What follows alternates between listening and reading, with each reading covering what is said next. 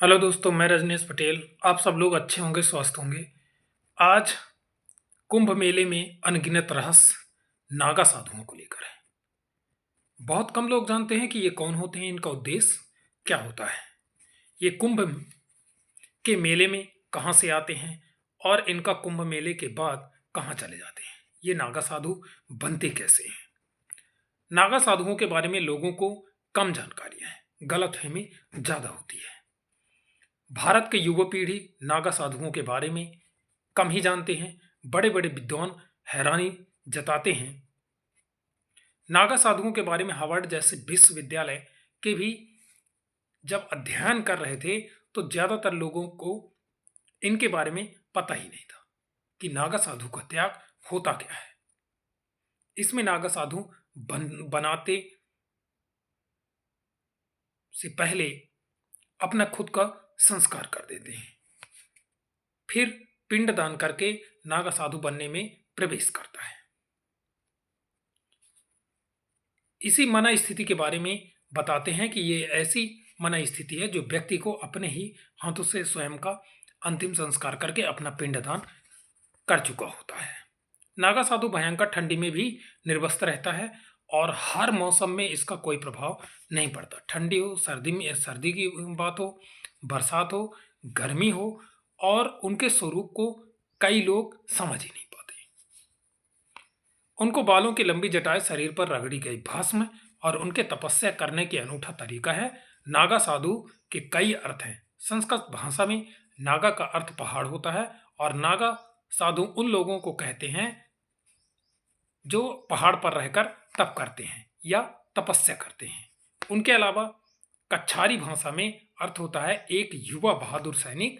नागा साधुओं को एक योद्धा सन्यासी भी कहा जाता है क्योंकि इनका इतिहास गुरु शंकराचार्य से जुड़ा हुआ है। ऐसी मान्यता है कि गुरु शंकराचार्य ने भारत के 4 अलग अलग दिशाओं में 4 मठों की स्थापना की। तब उन्होंने इन मठों की रक्षा के लिए इन साधुओं की टोली बनाई थी। वे साधु जिन्हें शास्त्रों के साथ साथ शास्त्र का भी ज्ञान था और उस समय माहौल भी कुछ ऐसा ही था। तपस्या करने से सनातन की रक्षा नहीं होती, इसलिए धर्म की रक्षा के लिए शस्त्र उठाना भी आवश्यक हो गया था। कुछ इतिहासकार मानते हैं कि नागा साधुओं का पंथ सिंधु घाटी से भी बहुत पुराना सभ्यता है। सिंधु घाटी के खुदाई में कई ऐसे प्रतीक मिले हैं जिसमें नागा साधुओं की जटाओं की मुद्राओं से बनी हुई है। कुछ पुस्तकों में भी इसका उल्लेख मिलता है। नागा साधु उन योद्धाओं में से एक हैं। नागा साधु 12 साल का तक ब्रह्मचर्य का पालन करने के बाद पूर्ण रूप से दीक्षित होते हैं। नागा साधुओं का भोजन शुद्ध शाकाहारी और सात्विक होता है। बता दें कि नागा साधु केवल 7 घरों तक ही भिक्षा मांग सकते हैं। भिक्षा में उन्हें जो मिलता है वो उसका सेवन करते हैं।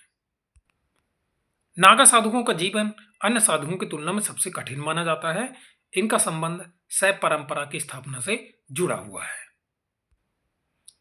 हिंदू धर्म के सबसे पवित्र और महत्वपूर्ण पर्व में से एक महाकुंभ बहुत ही दुर्लभ आयोजन है जो 12 पूर्ण कुंभ यानी 144 वर्ष के बाद आता है। यह सिर्फ प्रयागराज के संगम तट पर आयोजित होता है। 2025 के महाकुंभ के मेले का आगाज 13 जनवरी से हो चुका है, जो इसका समापन महाशिवरात्रि के 26 फरवरी 2025 के दिन होना है।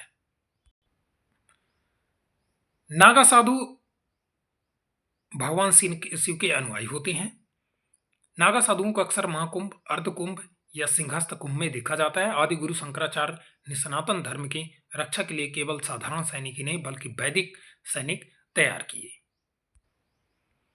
नागा योद्धाओं की सेना तैयार करने के पीछे आदि गुरु शंकराचार्य का लक्ष्य एकदम साफ था। भारतवर्ष की आत्मा, आध्यात्म और उसके मार्गदर्शन की रक्षा करना, देश की संस्कृति, विरासत और उसकी पुरातन धरोहरों की रक्षा करना था। कुंभ का आयोजन हरिद्वार, उज्जैन, नासिक और प्रयागराज के संगम, यमुना और सरस्वती के संगम पर होता है। 4 पवित्र स्थानों पर किया जाता है, इसलिए नागा साधु बनने की प्रक्रिया भी इन्हीं 4 जगहों पर होती है। पुराणों के अनुसार इन्हीं 4 जगहों पर अमृत की बूंदें गिरी थी। तब से आज तक की कुंभ का आयोजन इन्हीं 4 जगहों पर किया जाता है। अलग अलग स्थानों पर नागा साधुओं की दीक्षा लेने वाले साधुओं को अलग अलग नाम से जाना जाता है। प्रयागराज में दीक्षा लेने वाले को नागा कहते हैं। हरिद्वार में दीक्षा लेने वालों को बर्फानी नागा कहा जाता है। उज्जैन में दीक्षा लेने वाले को खूनी नागा कहते हैं और नासिक में दीक्षा लेने वाले को खिचकिड़िया नागा कहते हैं। नागा साधुओं का जीवन बहुत रहस्यमय होता है। कुंभ के बाद वह कहीं गायब हो जाते हैं। कहा जाता है कि नागा साधु जंगल के रास्ते देर रात यात्रा करते हैं, इसलिए किसी को नजर नहीं आते। नागा साधु समय समय पर ही अपनी जगह बदलते रहते हैं, इस कारण इनकी सही स्थिति का पता लगाना मुश्किल होता है। ये लोग गुप्त स्थान पर रहकर भी तपस्या करते रहते हैं। जय हिंद दोस्तों।